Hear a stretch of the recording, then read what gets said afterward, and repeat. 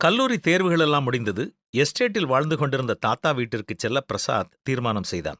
ஒவ்வொரு விடுமுறை காலத்திலும் தாத்தா வீட்டிற்கு சென்று அந்த பெரிய கருப்பு நிற டைகரிடம் விளையாடுவது பிரசாத்திற்கு விருப்பமான ஒரு விளையாட்டு. தாத்தா வீட்டிற்கு வந்து தாத்தாவோடு அவன் பேசிக் கொண்டிருந்த பொழுது தாத்தா அவர் பையில் இருந்த ஒரு விசிலை எடுத்தார்.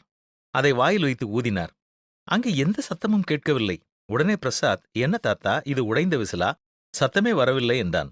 ஆனால் அவன் அவ்வாறு சொல்லி முடிக்கும் முன் பின்வாசல் வழியாய் பாய்ந்து வந்தது அவர்கள் வீட்டு டைகர். அப்பொழுதுதான் தாத்தா அவனுக்கு பதில் சொன்னார்கள். இது உடைந்து போன விசில் அல்ல. இதை நான் ஊதும் பொழுது மிக உயர்ந்த ஒலி அலை வெளியே வரும். நம்முடைய காதுகளுக்கு அது கேட்காது. ஆனால் மிக எளிதாக நாய்க்கு கேட்கும் என்று கூறினார்கள். டைகரை பார்த்தவுடன் அதை அழைத்து கொண்டு வெளியே தோட்டத்திற்கு போனான். அவன் ஒரு கம்பை எடுத்து தூரமாய் எறிய அது ஓடிப்போய் எடுத்துக்கொண்டு மீண்டும் அவன் எரியும் பொழுது எடுத்து வர ஆயத்தமாய் காத்து கொண்டிருந்தது.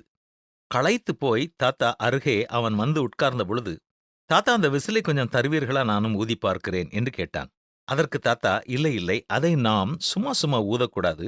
நமது நாய் எப்பொழுது நம்மிடத்தில் வர வேண்டுமோ அப்பொழுதுதான் அதை ஊத வேண்டும்.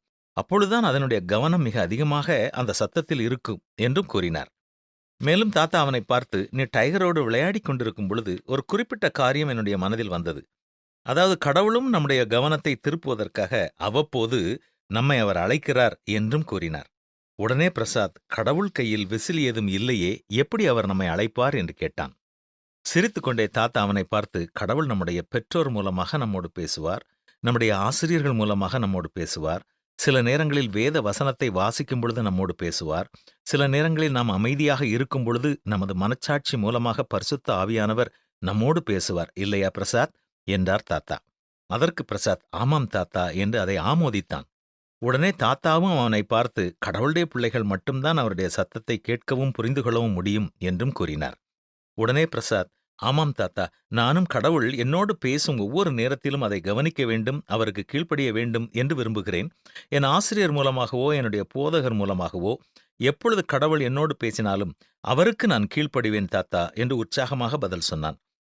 அன்பானவர்களே, கடவுள் உங்களோடு பேசுவதை நீங்கள் கவனித்து கேட்கிறீர்களா? அதை புரிந்து அவருக்கு கீழ்ப்படுகிறீர்களா?